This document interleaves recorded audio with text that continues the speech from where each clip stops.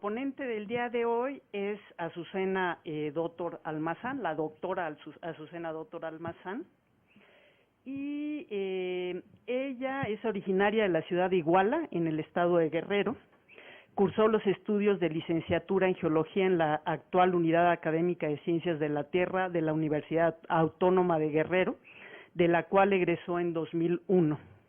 Durante la licenciatura realizó una estancia de investigación en la Universidad de Campinas, Brasil, en 2001, con la finalidad de profundizar en el conocimiento del impacto ambiental de metales en zonas mineras, y obtuvo el grado de geólogo en el 2002.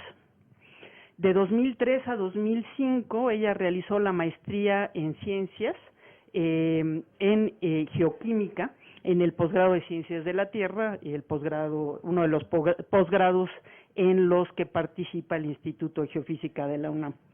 Hizo la maestría investigando la asociación de metales hacia las distintas fracciones de los sedimentos en ríos de zonas mineras. De 2009 a 2013 efectuó estudios de doctorado en ciencias, en geoquímica isotópica, en el mismo posgrado, y obtuvo el grado de doctora en ciencias en agosto de 2014. Entonces, como ven, Azucena obtuvo su doctorado hace relativamente poco. Durante este tiempo hizo una estancia de investigación en la Universidad de Arizona, en el laboratorio de isótopos estables, en 2010, para analizar isótopos estables de cobre y azufre en muestras de una zona minera. En México se analizaron isótopos estables de oxígeno 18 y deuterio en LUGIS de la UNAM, y de este trabajo se derivó un artículo publicado en la revista Hidrobiológica en diciembre de 2014. Los resultados de esta investigación forman parte de la presente plática.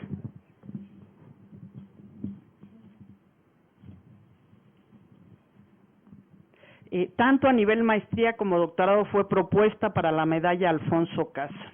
Realizó de septiembre de 2014 a agosto de 2016 una estancia postdoctoral en el Instituto de Geología, y el proyecto realizado consistió en emplear los elementos de tierras raras como trazadores de contaminación residual en ríos de una zona minera, del cual se están trabajando los resultados para su publicación.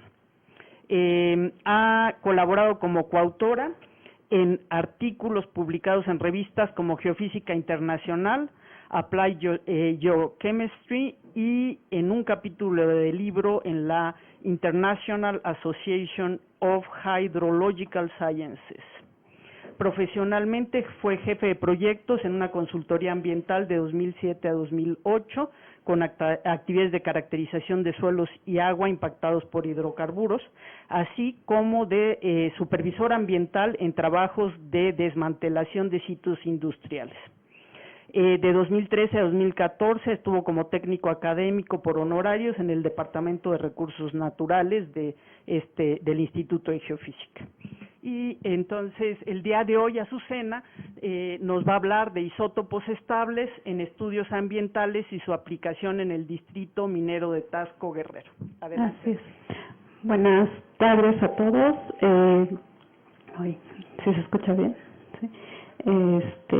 Bueno, como ya les comentó la doctora Graciela, hoy les voy a presentar prácticamente pues el resumen de las investigaciones que he realizado durante el doctorado y a lo que hemos llegado con los resultados que hemos obtenido, ¿sí? Bueno, el área de estudio que les presento en esta plática corresponde al distrito minero de Tasco, ubicado en el estado de Guerrero. Antes de empezar a hablar directamente de los resultados y de lo que nosotros hemos obtenido en estos estudios, pues tenemos que hablar un poco sobre lo que son los isótopos. ¿Sí? Vamos a tomar como ejemplo al hidrógeno, que es el más sencillo de los elementos y de sus isótopos que contiene, para saber que, bueno, el hidrógeno tiene 3 isótopos y se define a un isótopo por la variación que existe en el contenido de neutrones en cada átomo de estos isótopos de hidrógeno, ¿sí? Mientras tenemos al proteo que no tiene neutrones en su núcleo, el deuterio y el tritio van a contener un neutrón y 2 neutrones respectivamente. El proteo y el deuterio tienen características y comportamientos químicos muy similares. Sin embargo, la adición de un neutrón al núcleo en el caso del tritio provoca que este núcleo sea inestable, por lo que lo convierte en un isótopo radiactivo. Por el contrario, el proteo y el deuterio son isótopos estables del hidrógeno. ¿Cuál es la diferencia entre un isótopo estable y un radiactivo? Bueno, con la mayoría de los estudios geológicos y de datación radiométrica se basa principalmente en el uso de isótopos radiactivos. El ejemplo más común que tenemos es la serie de decaimiento del uranio al torio y al plomo. Con el isótopo de uranio 238 va a ser muy inestable, por lo que todos los isótopos radioactivos siempre van a tender a la estabilidad, ¿sí? Buscando esta estabilidad, lo que se produce es la emisión de energía a través de partículas alfa, partículas beta, en ocasiones hay emisión de energía gamma, ¿sí? Hasta que, bueno, esta serie va alcanzando ciertos isótopos de, mayor estabilidad conforme se va avanzando en esta serie de decaimiento hasta llegar a nuestro isótopo estable de plomo 206. Toda esta emisión de energía durante los pasos de decaimiento tienen un tiempo de vida estimado que nos va a ayudar a emplearlos durante la datación radiométrica. Es decir, podemos obtener edades de procesos geológicos en la aplicación de este tipo de isótopos. Por el contrario, en los isótopos estables, como su nombre le indica, pues no va a haber decaimiento radiactivo. En este caso, tenemos que guardan las condiciones a las cuales se fueron formados el material en el que estamos analizándonos, por lo tanto, pues no va a haber emisión de energía. Existen alrededor de 1000 elementos, 1000 isótopos, de los cuales solamente 300 van a ser estables, y de estos 300 tenemos que 21 elementos van a ser monoisotópicos, es decir, solamente tienen un isótopo estable, por lo que no se puede utilizar para hacer una comparación de un fraccionamiento isotópico, ¿sí? Entre estos elementos tenemos, pues desafortunadamente, al arsénico, que es un elemento considerado altamente tóxico, pero que no podemos emplearlo en los estudios ambientales a falta de un isótopo que nos haga, pues, la comparación de la manera en que se fracciona, ¿no? Entre otros tenemos al flúor, al aluminio, al sodio, al fósforo. En los isótopos estables hay una condición que está relacionada a la abundancia relativa de los isótopos que contiene cada elemento. Por ejemplo, tenemos los isótopos pesados del cobre, en el cual el cobre 63, que es uno de los isótopos que tiene este elemento, pues tiene una abundancia relativa del 69%, mientras que el cobre 65 solo tiene una abundancia relativa del 31%.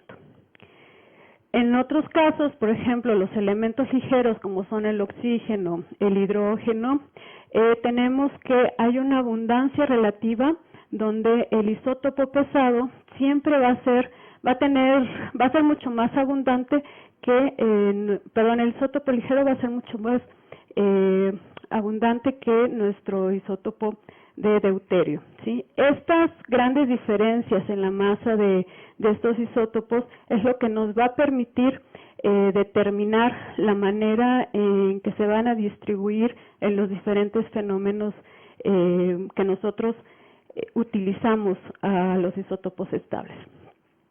Esta manera en que se distribuyen en la naturaleza o en los materiales que nosotros estamos utilizando, pues dependen de las propiedades físicas y de las propiedades químicas, lo que a su vez, las propiedades físicas van a depender de la estabilidad del núcleo, mientras que las propiedades químicas dependen de la estructura electrónica. En este caso, pues la estructura electrónica de nuestros isótopos va a ser siempre la misma para cada isótopo del elemento. pero la estabilidad del núcleo es la que nos va a ocasionar, por ejemplo, variaciones en la masa, lo que nos va también a dar como resultado que, bueno, el mismo isótopo de un elemento se comporte de manera distinta bajo la evaluación de mismos criterios. Por ejemplo, para el caso de los distintos isótopos del agua, tenemos que cuando tenemos una molécula de agua con deuterio y oxígeno 16, tenemos una densidad de 0.997 gramos por centímetro cúbico. Mientras que cuando nuestra molécula de agua utiliza el deuterio y el oxígeno 16, bueno, tenemos que esta densidad aumenta, al igual que cuando tenemos la molécula del agua con el oxígeno 18, ¿sí? Entonces, estas diferencias en las propiedades físicas y químicas nos derivan en efectos isotópicos que se reflejan en propiedades que en teoría consideramos que tienen el mismo comportamiento, aunque no es así. Bueno, les he mencionado un poco lo que es el fraccionamiento isotópico, pero de manera más concreta, pues el fraccionamiento isotópico se refiere a la separación de los isótopos de un elemento entre dos sustancias o dos fases de la misma sustancia, lo que nos va a producir una firma isotópica única y específica para cada isótopo de cada elemento. Tenemos el caso de los isótopos del agua. Si nosotros consideramos que el océano tiene una firma isotópica de 0, vamos a ver que a través de los distintos procesos que se dan para la formación de la precipitación en zonas costeras y en zonas continentales, va a existir diferentes valores de los valores de hidrógeno y de oxígeno, ¿sí? Que van a ir cambiando conforme, por ejemplo, pasa de la evaporación de la superficie del océano a la fase vapor, para formar la lluvia costera con valores pues distintos. Aquí tenemos un valor de menos 14 por mil, mientras que en la fase vapor firma va a ser de menos 87 por mil, igual que en el caso del oxígeno, ¿sí? Si ese proceso se repite al caer la lluvia, volvemos a tener la fase vapor. Bueno, estos isótopos van cambiando, se van enriqueciendo en isótopos más ligeros, por lo cual vamos a tener valores mucho más grandes, pero en sentido negativo. Y cuando formamos nuevamente esta precipitación, pues volvemos a tener un cambio en esta firma isotópica. Esta distribución de los isótopos en las distintas fases, en este caso de la precipitación, es lo que llamamos el fraccionamiento isotópico. Sin embargo, bueno, pues todo el mundo necesitamos saber cómo expresar este fraccionamiento isotópico, ¿sí? Existen diferentes valores para expresarlo. Sin embargo, para cuestiones de estandarización, pues se emplea el valor delta. Este valor delta es el que nos va a expresar las abundancias isotópicas de un material con respecto siempre a un estándar. Entonces está definido el valor delta como la razón isotópica que nosotros obtenemos en la muestra, es decir, la medida en un laboratorio con respecto a la razón isotópica de un estándar, un valor certificado, todo esto menos 1 y multiplicado por 1000.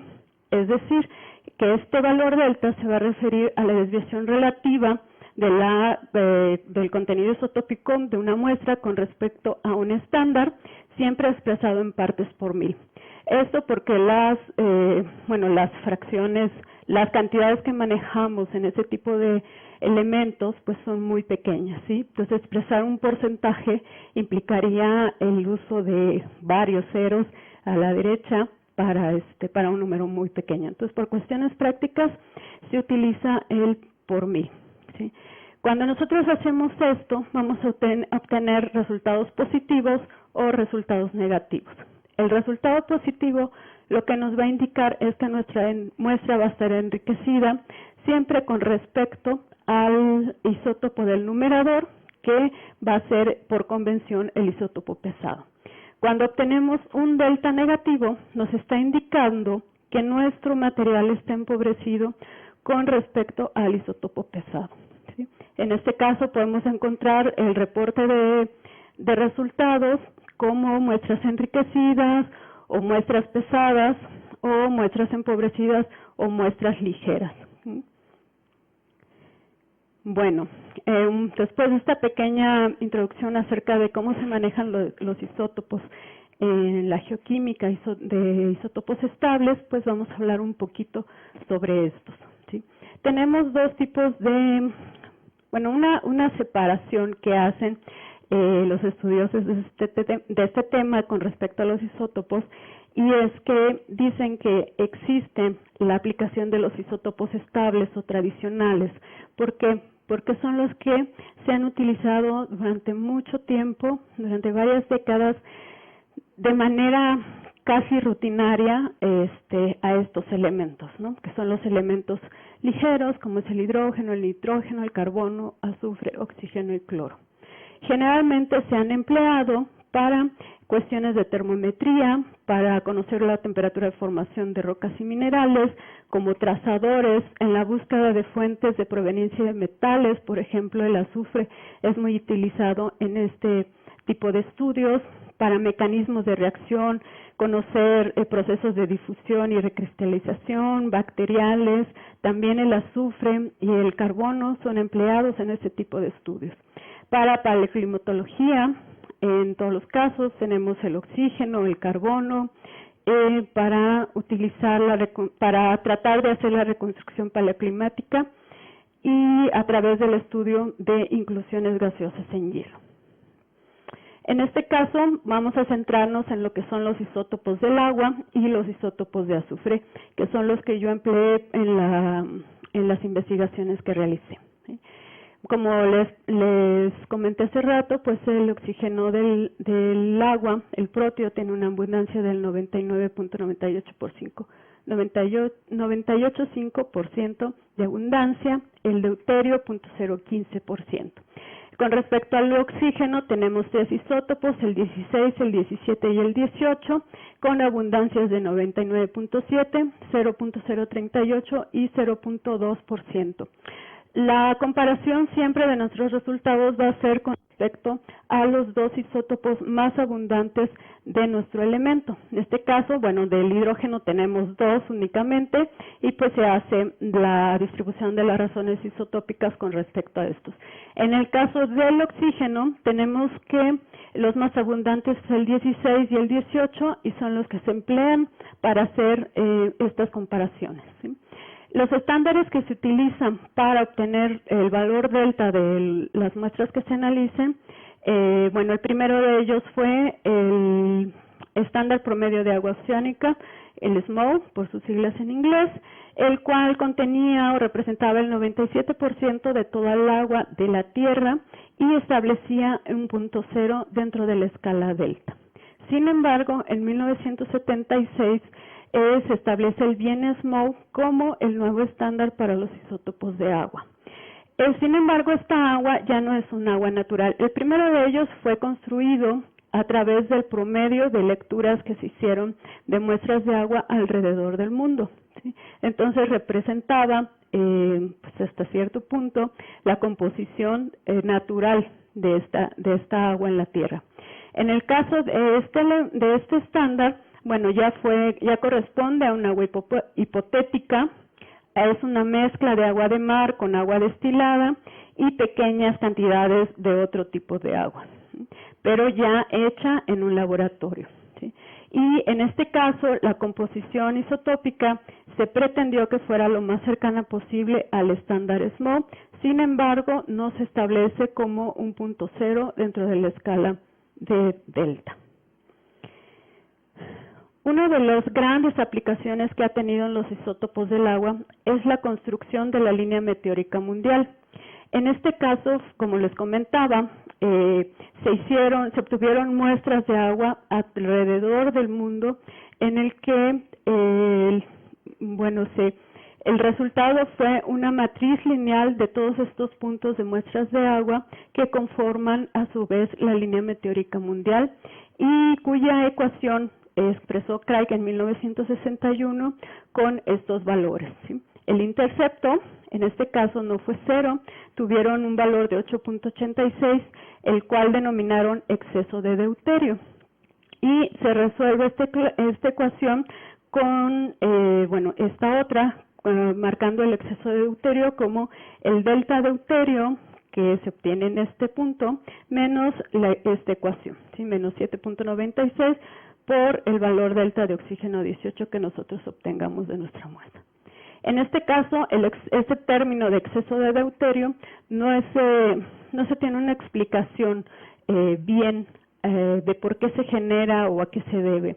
Se especula que está relacionado a procesos de evaporación del agua de mar, ¿sí? En este caso, la importancia de utilizar los isótopos de hidrógeno y de oxígeno para establecer la línea meteórica mundial implica que estos isótopos de estos elementos están sujetos y responden de manera similar a los mismos procesos de evaporación y de condensación. Una de las cosas importantes al establecer esta línea meteórica mundial es que podemos trazar diferentes procesos y podemos asociar nuestra agua también a diferentes regiones geográficas, ¿sí?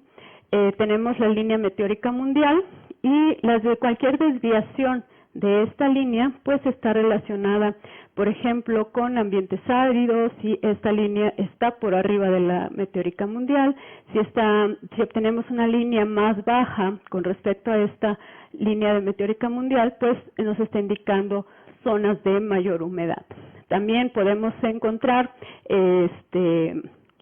firmas isotópicas relacionadas con procesos continentales o con procesos costeros, también asociados a cuestiones estacionales, invernales, cuando tenemos estos datos más cercanos hacia la línea del oxígeno 18 y datos asociados a estaciones de verano cuando estas son superiores, ¿sí? Cualquier desviación hacia abajo de la línea meteórica mundial que no sea paralela nos está indicando una pérdida por evaporación y cualquier desviación, digamos, dentro de este rango nos va a indicar también la presencia de humedad o aridez. Bueno, ¿cuáles son otras aplicaciones que se han tenido de estos isótopos? Se pueden trazar el ciclo hidrológico desde procesos de evaporación hasta precipitación, que incluye el agua subterránea. Sus valores de delta oxígeno 18 y delta deuterio son correlacionables con la temperatura, por lo que nos puede indicar variabilidad del clima. Se pueden usar para datar nieve y determinar tasas de acumulación, o determinar evaporación en ríos, reservorios, lagos, así como fuentes de recarga y diferenciación de diferentes tipos de agua, así como la reconstrucción de paleoclimas. Otro de los isótopos que nos atañen en esta plática son los de azufre. En este caso tenemos 4 isótopos de azufre, siendo el más abundante el azufre 32 y el azufre 34, contra los que siempre vamos a hacer el reporte de nuestros datos, ¿sí? El estándar utilizado en este caso para los isótopos de azufre es el contenido en la troilita del meteorito de hierro del Cañón del Diablo, cuya razón isotópica es de 0.045. En este caso se utilizó este estándar porque su razón isotópica es muy similar a la razón isotópica natural de estos isótopos que es 0.0443. Además, se considera que el azufre contenido en esta troilita, su valor es el adecuado, puesto que su composición isotópica de azufre en rocas máficas es muy similar a este tipo de meteoritos. El mayor fraccionamiento de los isótopos de azufre lo vamos a tener cuando se involucra una reducción biológica a través de organismos, bacterias como la de sulfovibrio de sulfurincans. Estamos hablando de valores arriba de 15 por 1000. En ocasiones hemos encontrado valores del 20 por 1000 y está relacionado justamente a procesos de reducción. Los fraccionamientos más pequeños es cuando están involucrados materiales inorgánicos, en este caso sulfuros minerales, y se considera que este fraccionamiento cercano a cero se debe a que los reactantes que están contenidos en el azufre elemental contenido en los reactantes y sulfuros metálicos pues están en fase sólida. Algunos reservorios de azufre tenemos aquí, por ejemplo, como les comentaba, la pirita sedimentaria pues es el que tiene la mayor variación de valores isotópicos de azufre 34, seguramente relacionado a procesos sedimentarios, más bien relacionado a procesos sedimentarios, pero tenemos un amplio valor, ¿sí? Mientras que los valores más constreñidos están en los meteoritos. En otro tipo de materiales, pues nuevamente vemos que en las rocas sedimentarias es donde tenemos la mayor variación de estos valores, mientras que en las rocas cercanas a fuentes magmáticas, pues estos valores son muy pequeños, al igual que en el agua de mar, a pesar de que el rango es mucho más constreñido, pues tenemos valores muy altos, estamos hablando de más o menos 20 por 1000. Bueno, el otro caso que les estaba comentando, que los isótopos estables los separan en tradicionales y no tradicionales, los segundos se refieren al uso de isótopos estables de elementos metálicos como el cobre, como el zinc, fierro, litio, berilio, boro, silicio, entre otros más, ¿no? Hay estudios relacionados con isótopos de mercurio, también que dado a que ha existido un desarrollo bastante amplio en las cuestiones de técnicas analíticas, pues es lo que ha permitido estudiar ese tipo de isótopos, debido a que si ya manejábamos fracciones muy pequeñas en los tradicionales con respecto a los isótopos metálicos, estas cantidades son todavía mucho más pequeñas, ¿sí? Entonces tenemos que, por ejemplo, los isótopos no tradicionales como del cobre, tenemos que este elemento nos va a permitir identificar procesos biogeoquímicos durante la asimilación de metales, se puede emplear en la identificación de reacciones redox o su sorción hacia fases minerales o durante procesos de reprecipitación. El cobre tiene dos isótopos, que es el cobre 63 y el cobre 65, con la abundancia de un 69.17% para el primero y 30.8% para el segundo. Los minerales que principalmente contienen cobre son sulfuros, entre los que encontramos la calcopirita, bornita, calcosita, cobalita, energita, y en los estudios isotópicos de cobre generalmente utilizan cobre nativo. Las propiedades químicas de este elemento, es que es sensible a procesos redox, en conjunto con el zinc va a formar numerosos sulfuros, además asociados al hierro, que pueden contener cobre 2 o cobre 1. Este elemento forma carbonatos e hidróxidos y en el agua va a dominar siempre nuestro ion de cobre 2. El proceso que da el principal fraccionamiento de este elemento es la reducción de cobre 2 a cobre 1 entre especies en solución cuando se absorbe a superficies minerales y en sistemas naturales. El estándar utilizado para el análisis de estos isótopos está, el primero de ellos fue el SRM 976, el cual está descontinuado, parece que a partir de 2002 fue descontinuado este estándar, el cual consistía simplemente de un disco metálico de cobre comercial, en el cual se estableció que la abundancia absoluta de las razones isotópicas de cobre 65 y 63 era de 2.2440 con un más menos de 0.0021 por 1000. ¿Sí? Actualmente se emplea el estándar SRM 3114, el cual ya es una solución acuosa y se reporta una fracción de masa de cobre de 10.005 miligramos por gramo con una desviación de 0.024. ¿Sí? Nuestros resultados de las investigaciones que yo realicé están referidos al primero de ellos. El fraccionamiento del cobre, el cobre es un elemento que recientemente ha tomado auge en los estudios isotópicos. Aproximadamente la década de 2005 a la fecha es cuando tiene un boom el estudio de este elemento, ¿sí? Es donde se establecen los procesos que dan que provocan el fraccionamiento, en este caso abiótico y biótico, como son la absorción hacia oxidróxidos, la precipitación en condiciones reductoras del cobre, los lixiviados en condiciones oxidantes y la cristalización.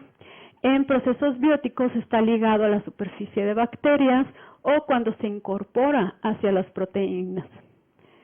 Otros procesos de fraccionamiento ya en sistemas naturales como son los suelos y plantas, el fraccionamiento del cobre se debe a una transferencia del mismo entre el suelo, la planta y de nuevo el suelo. Esto es la parte de las raíces en contacto con el suelo. Además se puede fraccionar por absorción hacia ácidos húmicos, puede haber lixiviación de estos isótopos dentro del perfil del suelo, se puede fraccionar durante la formación del suelo o puede haber una traslocación en plantas, ya sea de los brotes hacia las raíces o de las raíces hacia el tallo propiamente. Además, los procesos de reducción en plantas también provocan un fraccionamiento de este elemento. En el agua hay eyección y secuestro del cobre por material particulado en la columna de agua marina en este caso, y puede haber una distribución del cobre hacia fracciones particuladas y disueltas del agua dulce, procesos intraoceánicos en agua marina. En cuestiones experimentales se vio que el fraccionamiento por elusión del cobre en columnas cromatográficas también puede ocasionar la separación de estos isótopos, aunque, bueno, en este caso puede ser poco significativo para que afecte nuestros resultados al momento del análisis. Bueno, después de esta introducción súper grande, vamos a entrar al caso de estudio, que es el Distrito Minero de Taxco. Esta foto corresponde a los Jales El Fraile y, bueno, este es algunas casas del poblado de El Fraile. Como ven, pues están prácticamente pues en los jales de ese distrito. Esta parte de aquí corre lo que es el río Cacalotenango, que recibe pues todo en su momento el drenaje ácido que se generó aquí y todas las partículas que se erosionan hacia este río. El distrito de Taxco pues está ubicado al norte del estado de Morelos, colinda principalmente con el estado de Guerrero, al norte del estado de Guerrero y colinda con el estado de Morelos. Y el estudio que nosotros hemos hecho durante todos estos años pues corresponde justamente a este distrito. Un poco de la historia de la minería en Taxco. Para iniciar, bueno, originalmente Taxco pues no es el lugar que todo el mundo hemos visitado, ¿no? Taxco está asentado, bueno, estuvo asentado originalmente en lo que conocemos ahora como Taxco el Viejo, que está a 10 kilómetros al sur de esta ciudad. Y esta es una fotografía de la ex hacienda de beneficio que está ubicada en este poblado y que fue muy importante durante la época de la minería en esta región. El Taxco actual que nosotros conocemos está ubicado en el poblado que se llama Tetelcingo, o que en náhuatl significa Cerro Pequeño, y que fue habitado por primera vez en 1534 por estos conquistadores Juan Cabra y Juan Salcedo Munier. ¿Cómo empieza la minería en Taxco? Bueno, durante la época prehispánica se dice que inició en tiempos de Xcoatl en 1428, seguido por Moctezuma en 1440, y todo era a pequeña escala por oro y plata. Sin embargo, Hernán Cortés en 1521 abre la primera mina de América, conocida como Socavón del Rey o Socavón de Cortés. Sin embargo, bueno, en esta época hay un poco de discrepancia sobre el inicio y algunos autores mencionan que fue solamente hasta 1549 cuando se inició la minería en este distrito, debido pues a que todos los tributos que otorgaban la población indígena hacia la Nueva España, hacia España, pues se agotaron y se vieron obligados a buscar los suministros para seguir enviando estos tributos, ¿sí? El primer auge minero que tiene el distrito fue gracias a Bartolomé de Medina en 1555, que genera el método de beneficio de patio a través de la utilización de mercurio, sal común y magistral para separar la plata, ¿sí? Este método se extiende en todas las colonias de España, aquí en México, Y en 1570 y 85 hay una explotación de las minas al sur y este de Tasco. En 1747 y 1762, pues don José de la Borda es quien hace nuevos descubrimientos en estas minas y es quien manda construir la iglesia de Santa Prisca, ¿sí? 1752 y 62 son las bonanzas que descubre este mismo señor y nombra las minas La Borda, Yo Amigo, en lo que la producción alcanzó hasta 168 kilogramos por tonelada de plata. En 1802 descubren otros depósitos en Juliantla, esto es al sureste de Tasco. En 1811, sin embargo, se agota la noria San Felipe, que era el que proveía el agua para toda la producción minera del distrito. Se queda paralizado el distrito y se reactiva en 1920, ya estamos hablando de una época moderna, con la llegada de José María Morelos para explotar plomo, zinc, cobre, plata y oro, y existe un nuevo cambio de beneficio al de amalgamación en frío por cianuración. Aparte de esto, este método les permitía todavía tener una mayor recuperación de los metales que se explotaban, por lo que, volvió a tener un auge la minería en este distrito, ¿sí? Ya en 1942, Azarco, conocida después como Industrial Minera México y actualmente como Grupo México, es el que adquiere todas las minas de la región, aumenta la producción de la capacidad instalada, e inaugura una unidad en Tasco que comunica de manera subterránea a todas las minas en el Tiro El Solar. Este Tiro El Solar prácticamente está a un par de kilómetros del asentamiento de la ciudad, ¿sí? En 2007, sin embargo, la actividad minera queda completamente paralizada porque estalla una huelga en la mina La Concha, que actualmente sigue estando en huelga. Bueno, uno de los impactos que tiene la minería en todos los lugares en donde llega a hacerse presente, pues es la generación de jales mineros y de drenaje ácido de mina, ¿sí? Estas son fotografías de Tasco, pero también de otros lugares donde tanto la minería de cielo abierto como la minería subterránea, pues nos va a ocasionar este tipo de impactos al medio ambiente, sino la generación de drenaje ácido de mina, como sabemos, ha sido un problema ya a nivel mundial reconocido por la OMS y implica líquidos con pHs muy ácidos, un elevado contenido de metales, sulfatos, tierras raras, un caldo ahí de todo lo que se les ocurra que puede tener un drenaje ácido. Por otro lado, tenemos los desechos sólidos, que son los jales mineros. Los jales mineros pues son los residuos que se obtienen al final de la explotación de los minerales. Es decir, si en Tasco tenemos residuos mineros de la época de la colonia, pues las concentraciones de metales que tenemos en estos jales mineros todavía es elevada. Algunos de ellos lograron reexplotarse, sin embargo, otros pues quedaron simplemente enterrados con la nueva generación de jales mineros en las distintas etapas de explotación del distrito, ¿sí? La ubicación de estos jales mineros, como vemos, la fotografía que les enseñé al inicio corresponden a estos jales, que son los jales El Fraile 1, los jales El Fraile 2, ubicados prácticamente sobre la ribera de lo que es el río Cacalotenango, que llega hasta el poblado de Tasco el Viejo y se une con el río Tasco, en donde está ubicado otros depósitos de jales de la mina Guerrero, jales El Solar, los jales La Concha. En este caso hay unos terreros en San Antonio por aquí, y todos estos relacionados con los ríos a través de algunos efluentes. En este caso aquí habría que agregar otro problema ambiental, que es la presencia de un basurero municipal, y se hace la descarga de aguas residuales crudas hacia este efluente que llega al río Tasco. Entonces, tenemos una área bastante complicada en cuestión de ambiental.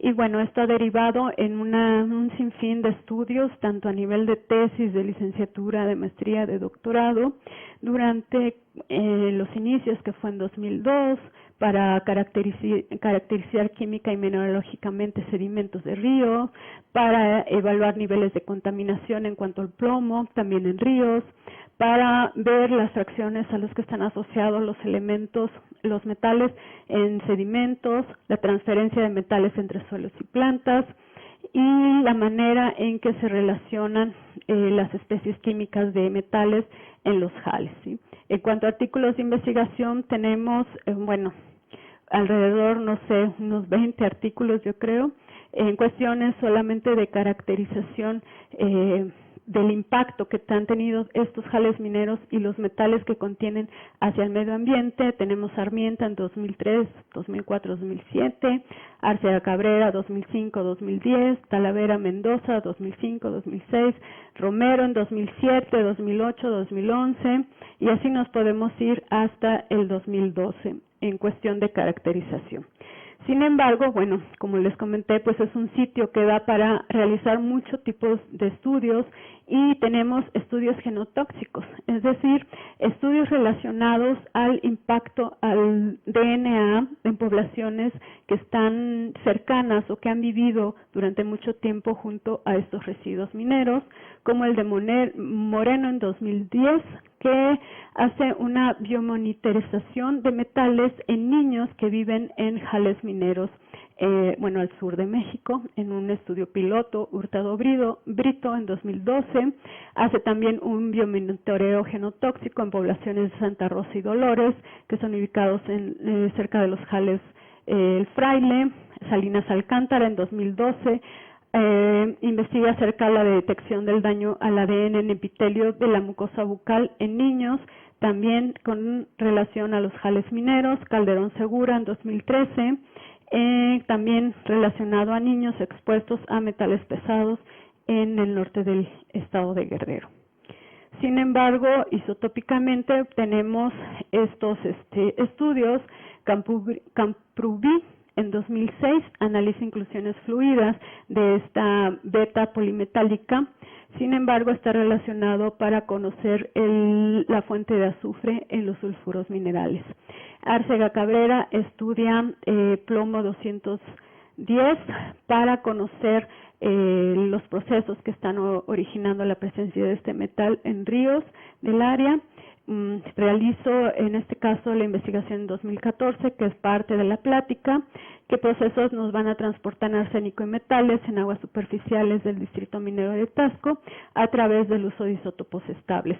Y recientemente se publicó en 2016 las interacciones de agua-roca y jales y las fuentes de azufre y metales en la región de Tasco, con un análisis multiisotópico del área. El objetivo, de los estudios que yo realicé, pues fue identificar los procesos físicos y geoquímicos que se ven involucrados en la liberación, movilización o retención de elementos potencialmente tóxicos al medio ambiente a través del análisis de isótopos de oxígeno, hidrógeno, azufre y cobre, y en este caso el distrito minero de Tasco para su aplicación. Bueno, como les comentaba, la publicación fue hecha en 2014 en la revista Hidrobiológica como parte del requisito para obtener el grado de doctor en el posgrado de Ciencias de la Tierra. ¿Sí? Bueno, en este caso obtuvimos muestras de agua ubicadas en cercanías de jales mineros o en efluentes cercanos también a jales mineros que desembocaban en ríos en los cuerpos de agua principales de este distrito. Nuestros resultados, nos dieron, las muestras fueron obtenidas en dos épocas, en época de secas, en época de lluvias. Tenemos valores ligeros en todos los casos para el oxígeno, para el deuterio y para el azufre 34. Se determinó el contenido de sulfatos disueltos en todas las muestras. Y nuestros valores permanecen ligeros en la época de lluvia. Sin embargo, nosotros vemos estos datos son mucho más ligeros si los comparamos a la época de secas. el mismo comportamiento tenemos en el azufre 34 y en cuestión de sulfatos, pues estos contenidos disminuyen en la época de lluvias.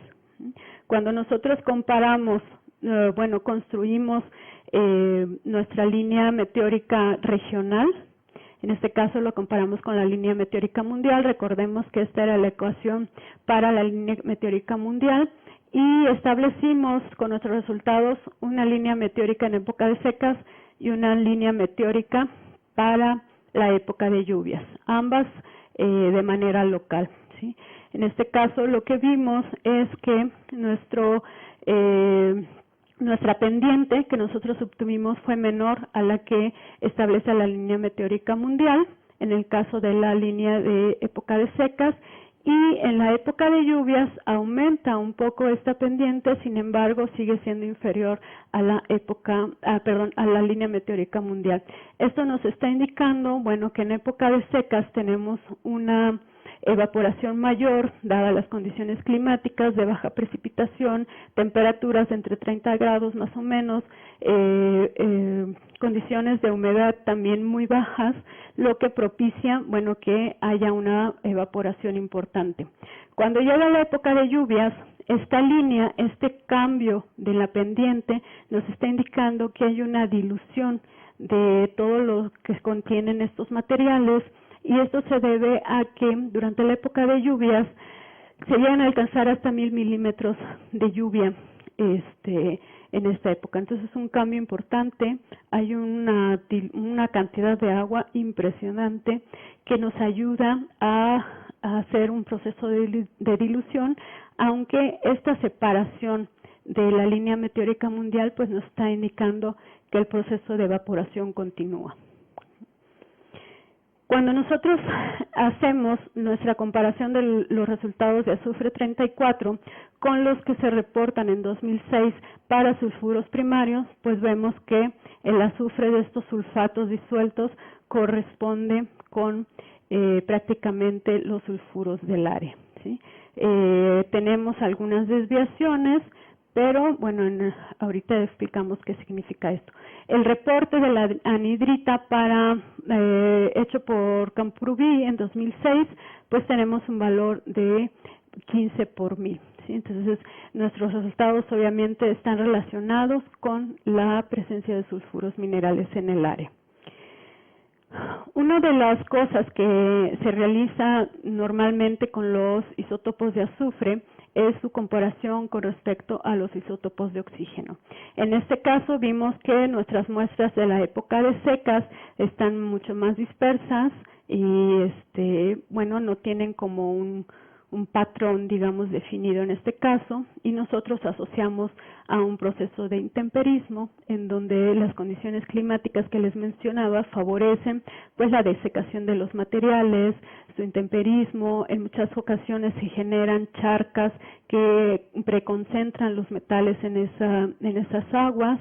Y de esto, en época de lluvias vemos lo contrario, ¿no?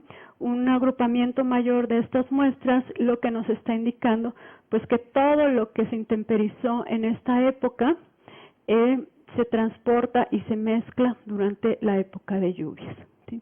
Tenemos la separación de la muestra 4 y de la muestra 3 de la época de secas, que cuando nosotros incluimos dentro del diagrama los valores de oxígeno 18, deuterio y azufre 34, confirmamos esta separación, vemos que las muestras que teníamos agrupadas comparten el mismo proceso. Sin embargo, esta muestra queda de nuevo separada, pero solamente se debe a su valor más negativo de azufre 34. Esta muestra se asocia con las muestras obtenidas en época de lluvias, pero se debe a que esta muestra viene de un nivel freático que afloró en la mina La Concha, es decir, se formó simplemente como una cascada que venía del dentro de la mina, y lo que nos está diciendo pues que no está expuesta a los procesos de intemperismo ni las condiciones climáticas que las muestras que fueron obtenidas en aguas superficiales durante la época de secas.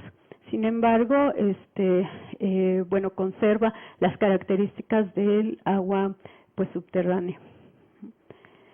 Las conclusiones generales que obtuvimos en esta investigación fue que los valores isotópicos de oxígeno 18, bueno, nos confirman procesos de evaporación y dilución en épocas de secas y lluvias respectivamente. Los sulfatos provienen de la oxidación de sulfuros primarios del distrito.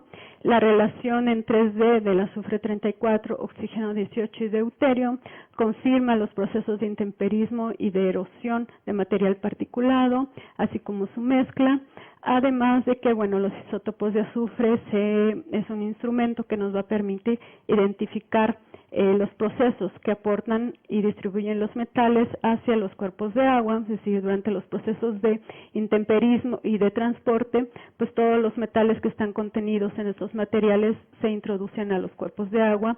Y uno de los problemas que no mencioné es que la gente utiliza el agua de los ríos y de los jales mineros para uso doméstico, ya sea para lavar, para cocinar y en ciertos casos para consumo humano. Entonces, bueno, de esta manera los isótopos estables constituyen un elemento importante en la identificación de procesos ambientales en zonas mineras. El segundo artículo que estamos preparando, ya próximo a su publicación, es el comportamiento de los isótopos de cobre y azufre, nuevamente en la región de Taxco. Y bueno, en este caso estamos enfocados a toda la parte de materiales sólidos, muestras de jales mineros, de rocas, de suelos, que provienen de toda el área del distrito minero de Taxco. ¿Sí? La distribución con respecto a los isótopos de azufre, pues se confirma el comportamiento que nosotros observamos en la primer set de datos que les expliqué, y tenemos dos fuentes con firmas que no entran dentro de lo reportado para el área ni lo que nosotros hemos obtenido en este estudio. Son unas pizarras de la formación Mezcala. Y bueno, Talavera en 2016 reporta este valor para varita, que es similar al de la anhidrita, ¿no? Ligeramente desfasado de la anhidrita. Sin embargo, estos datos son los primeros que se obtienen de ese comportamiento. Y bueno, una de las razones que que expone en este artículo es que existe un evento de mineralización que forma al azufre contenido en las rocas, distinto de aquel que formó los sulfuros minerales de las vetas y minas polimetálicas del distrito, ¿sí? En la comparación de los sulfatos con el azufre 34, vemos que los suelos comparten un proceso de erosión. Tenemos firmas positivas, lo que nos está indicando la presencia de sulfuros no oxidados, y en respecto a los jales y precipitados, tenemos un proceso de oxidación con firmas isotópicas generalmente ligeras, algunos datos con un poquito firmas más positivas, pero que corresponden con los sulfuros minerales del área. En este caso, este depósito de la Concha se sale completamente de estos dos grupos, pero está relacionado a que tiene un bajo contenido de sulfatos y que corresponde a un horizonte no oxidado de estos depósitos. En cuanto al cobre, esta es la distribución isotópica que tenemos de nuestras muestras, los sulfuros con valores muy conceñidos, cercanos a cero, las rocas con un comportamiento similar, suelos, jales precipitados, y la comparación con respecto a un único estudio en jales mineros que se hizo en Suecia, ¿sí? En este caso tenemos, por ejemplo, que las rocas y los jales mineros son los que van a aportar a través de la erosión de sus partículas el cobre que está contenido en los precipitados y suelos. Esta desviación de la roca y de este precipitado solamente corresponde a un elevado contenido de cobre en ellos, pero la firma, bueno, tiene valores similares en este caso a las rocas y a los precipitados, ¿sí? Tenemos aquí en cuenta que estos son suelos cercanos a jales, y esa cercanía hace que la firma isotópica se eleve hacia valores positivos, y en este caso los suelos prístinos, estamos alejados de zonas mineras y de actividades mineras, pues se conserven más cercanas a cero. Tenemos la presencia también de algunos jales con firmas positivas, pero está relacionado primero a la reprecipitación de cobre, ya que se trata de jales mineros muy viejos, muy oxidados. Sin embargo, se ha visto que durante procesos de la formación de hidróxidos de hierro y manganeso, el cobre puede ser reprecipitado sobre la superficie de estos jales mineros, conservando una firma isotópica positiva, ¿sí? La firma isotópica de los jales mineros está relacionado principalmente a la salida del cobre pesado a través de lixiviados que se generan por la oxidación de estos elementos. Y bueno, algunas de las conclusiones que tenemos es que el proceso que domina en ese distrito es un proceso de oxidación abiótica. No encontramos evidencias de la participación de procesos bióticos. La erosión de sulfuros que no están oxidados, lixiviados y la reprecipitación que les comentaba es lo que controla la firma isotópica en suelos precipitados y jales. La oxidación de los sulfuros va a liberar cobre, hierro, zinc y plomo que llegan a cuerpos de agua como Tasco y Cacalotenango, de acuerdo con los análisis de azufre 34. El comportamiento de los isótopos de cobre en sitios impactados, pues, es importante, nos puede llegar a revelar incluso procesos de oxidación que apenas inician, y lo que puede ayudar a tomar decisiones importantes para prevenir la generación de drenaje rico en metales pesados o para identificar aquellos elementos minerales que pueden ser favorecidos con una oxidación. Y bueno, se recomienda analizar plantas y agua superficial de los ríos o los efluentes que hay en el distrito para constreñir más el comportamiento de estos elementos en el distrito minero. Y bueno, pues esto sería todo de mi parte.